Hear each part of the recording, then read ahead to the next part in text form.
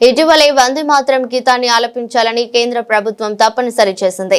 దీనిపై కొందరు ముస్లిం పెద్దలు అభ్యంతరం వ్యక్తం చేశారు. ఈ విషయమై ఉత్తరప్రదేశ్ సీఎం యోగి ఆదిత్యనాథ్ స్పందించారు. మీరు భారతదేశంలో నివసిస్తారు. భారత జాతీయ గీతం మరియు జాతీయ గీతాన్ని పాడటంతో మీకు ఇబ్బంది ఉందని, ఈ విషయాలను సహించలేమని తేల్చి చెప్పారు. ఇది భారతరత్న బాబాసాహెబ్ భీమ్రావ్ అంబేద్కర్ ను అవమానించడమే అని, సమాజంలో శత్రుత్వాన్ని సృష్టించే ఇలాంటి ప్రవర్తనలను పాల్గొనవద్దని అన్నారు. దేశాన్ని మరియు ప్రపంచాన్ని ఆకర్షిస్తున్న ఉత్తరప్రదేశ్ కొత్త గుర్తింపును ప్రమాదంలో పడేయకండి అంటూ సూచించారు.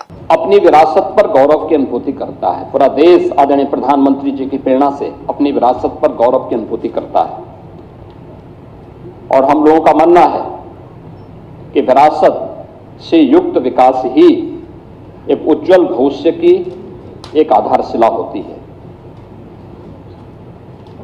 लेकिन अपने राजनीतिक स्वार्थों के लिए अगर कोई उन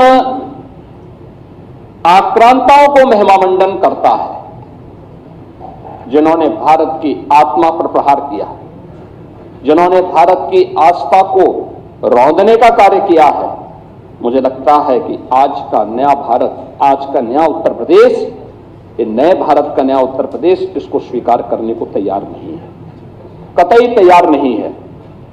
आप देखें किस प्रकार से, यानी आक्रांताओं को महिमामंडन करना, देशद्रोही तत्वों के समर्थन में बयानबाजी करना या राष्ट्रीय प्रतीकों को के प्रति अपमानजनक टिप्पणी करना, ये किसी राष्ट्रद्रोह से कम नहीं। वंदे मातरम का 150वां वर्ष चल रहा है। कुछ लोग हैं उनमें राष्ट्रगीत, जिसे भारत के संविधान सभा ने सर्वसम्मति से सम्मान देकर के राष्ट्रगीत के रूप में प्रस्तुत किया, और हम आभारी हैं प्रधानमंत्री मोदी जी के, जिन्होंने राष्ट्रगीत को अनिवार्य रूप से देश के अंदर लागू करने के लिए एक नोटिफिकेशन जारी करवाया। ये राष्ट्रगीत भारत के आन मान शान का प्रतीक है। हर भारतवासी को अपने पुरातन वैभव पर गौरव की अनुभूति करनी चाहिए और इन सभी प्रतीकों के साथ साथ राष्ट्र नायकों का सम्मान हम सब भारतीयों का दायित्व बनता है। अगर हम आक्रांताओं का महिमामंडन कर रहे हैं और राष्ट्र के प्रतीकों का, भारत के तिरंगे का, भारत के राष्ट्रगान का, भारत के राष्ट्रगीत का, भारत के महापुरुषों का अपमान कर रहे हैं, तो एक प्रकार से हम संविधान की अवहेलना कर रहे हैं।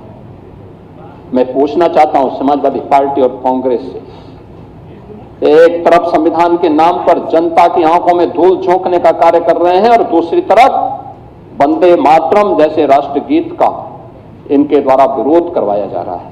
इनके सदस्य धड़ल्ले से बोल रहे हैं कि हम वंदे मातरम के लिए खड़े नहीं होंगे, हम नहीं गाएंगे। क्या मतलब है इसका? यानी हिंदुस्तान में रहोगे और भारत के राष्ट्रगान और राष्ट्रगीत को गाने में आपको दिक्कत होती है, ये चीजें नहीं चल सकती हैं।